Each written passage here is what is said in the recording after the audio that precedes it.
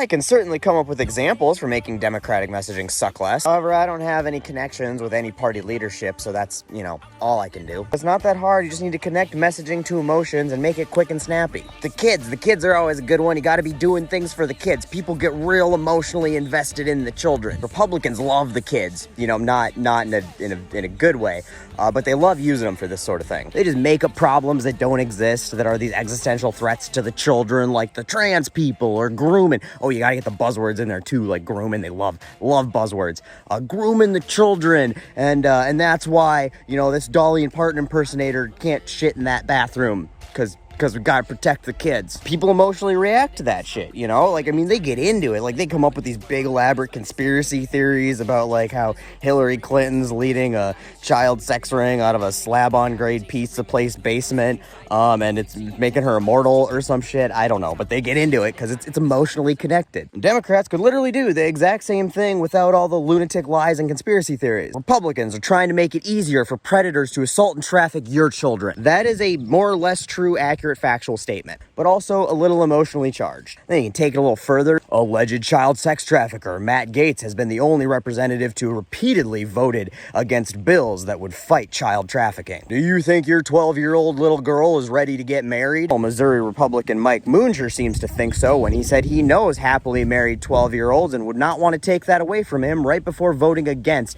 a child marriage ban. There's so many examples you could substitute in that same fashion. Just pick your fancy. If you believe America's children deserve to be protected from the sick depravity of these radical right-wing extremists, vote fill in the blank. Why Dems don't emotionally exploit the completely terrible and easily verifiable shit these people do and vote for all the time is just beyond me. Moving on, though, security is another big one. Economic security, they're coming for our jobs. National security, I had kids hiding under their desks from nuclear bombs for some dumb reason. It's ingrained in certain people to just be afraid of fucking everything. And all types of security can be really easily tied to green energy. Hear me out. See, almost all the messaging focused around green energy is like, hey, we should maybe worry about maintaining a habitable planet for us to retire in and our kids and grandkids to live in, which is great. Definitely, top of the list priority there. But anybody who is worried about that is not who you're trying to message to. The people you need to message to are the people who have already been convinced that it's some big conspiracy theory,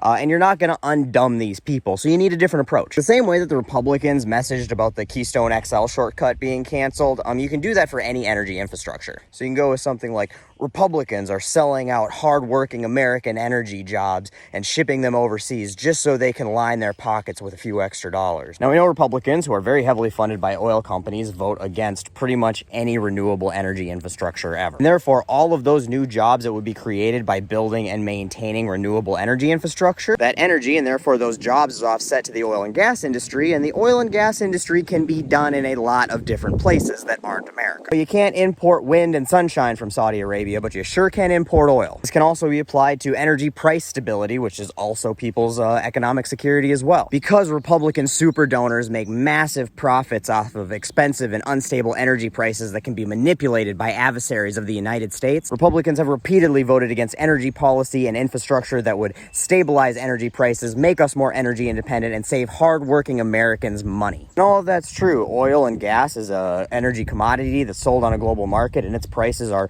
drastically affected by the decisions of OPEC and Russia going to war and countless other things. But wars and Saudi Arabia's oil production does not affect how much the sun shines and the wind blows here in the United States. More robust public transportation would reduce the amount of oil we consume, which would bring prices down. More fuel efficient and more electric cars reduces the amount of oil we consume as well. So if you can craft this messaging to how it affects, your pocketbook personally, I think it's going to be more effective emotional messaging. Now, the same thing with national security. Texas's power grid crippled by a cool breeze. Power plant goes down out east and half the eastern seaboard doesn't have power. A lot of these issues, and not all of them, but a lot of them are caused because we have centralized power sources. You have a power plant that creates power here and ships it out. From a national security standpoint, in theory, a foreign adversary could attack one of these power plants and knock it out either by physical attack or by a cyber attack, and that could cripple entire regions of the United States. However, if we were able to decentralize that power source, in the form of residential solar panels on millions of roofs, and wind farms, and tidal energy, and yada yada yada, then suddenly you've got millions of things you'd have to target to knock out power for a region, and that's a lot harder to do. So destroy. That would make us more secure from foreign adversaries. And Republicans continue to vote against measures that would fortify our national security against foreign adversaries attacking our energy grid, making you and your family less safe so their donors can make a few more dollars. Same thing with universal health care, hit them on the economic side. Here's a good political ad for you. I'll get my best Sam Elliott voice going.